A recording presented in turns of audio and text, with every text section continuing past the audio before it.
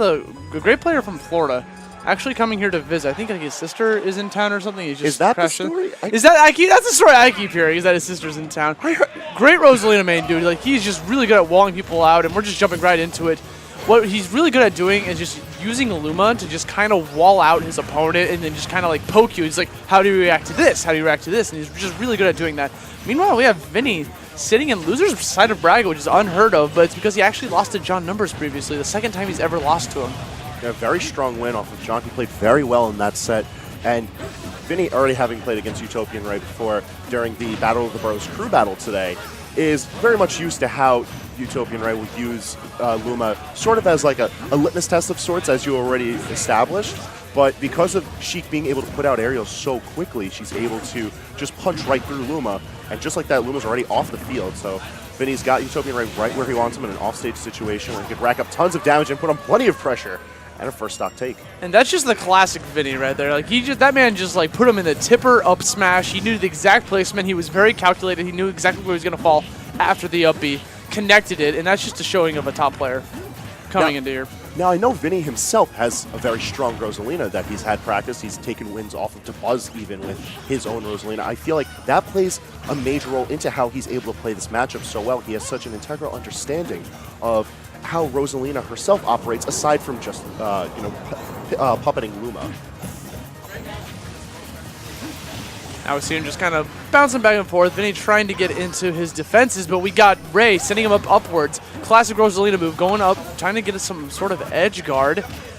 He knew that he was going to roll in, baited it out, get him with a safe jab, not a very low committal. But Vinnie is hungry to get back onto the stage. Ray just kind of controlling Lilac Cruz. Surprisingly starter.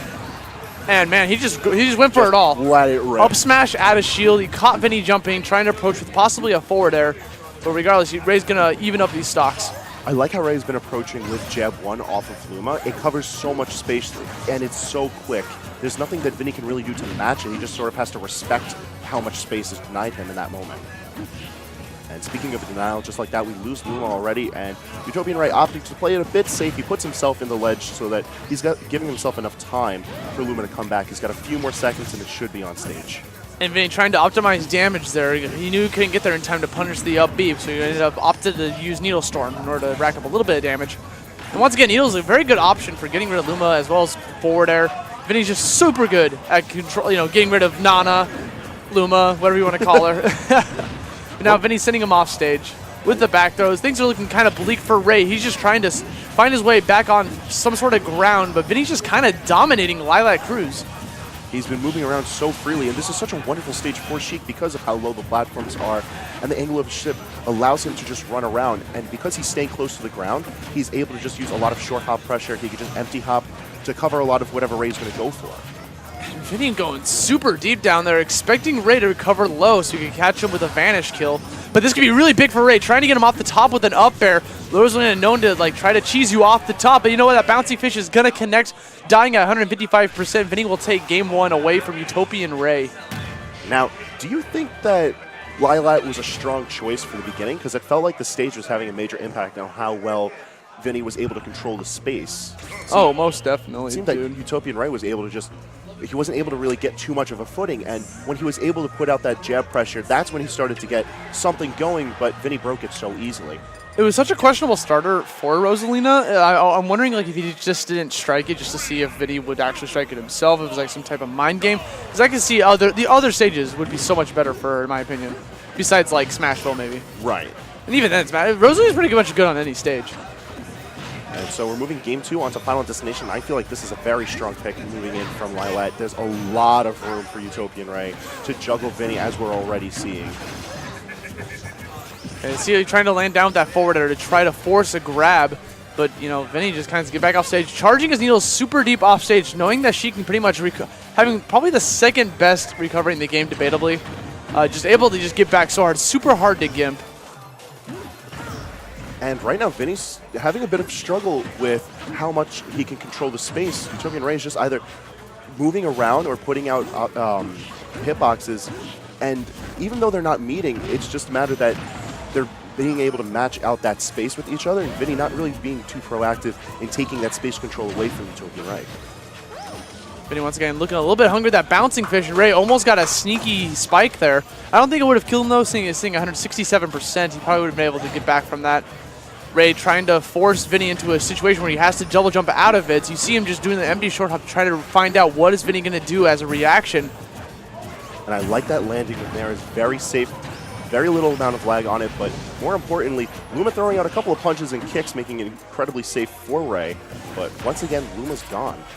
And we see Vinnie running backwards, expecting Ray to move forward there, but Ray kind of like mixing him up just a little bit, landing to the left instead. And now he's getting back onto the stage. As I say that, Vinnie opts for a neutral air out of shield in order to just kind of apply a little bit of pressure. That sex kick does last pretty long. Now we see him just comboing Luma. Like, that was just expertly timed. These unfortunate star babies. She just has so many tools in her arsenal to quickly get rid of Luma that it really isn't a factor in this matchup.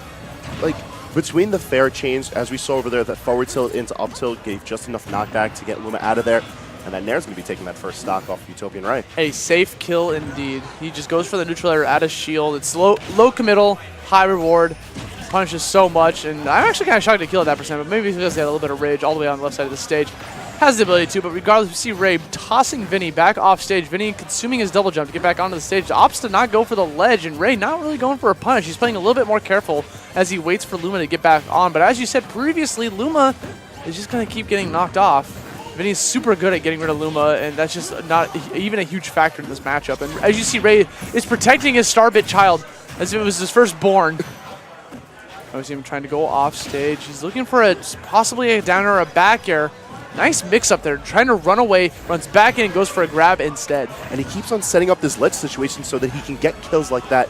A fast fall back air is just what he needed to get Vinnie off there. And it's those ledge situations that are going to really help UtopianRay take this match back in his favor. He's starting to rack up a bit of rage now, and I feel like that's really going to help, especially if he manages to get off a grab just like this, and here we go. And Vinnie actually whipped that back air trying to hit Luma out of it, so he just hit it too late, so it didn't actually come out.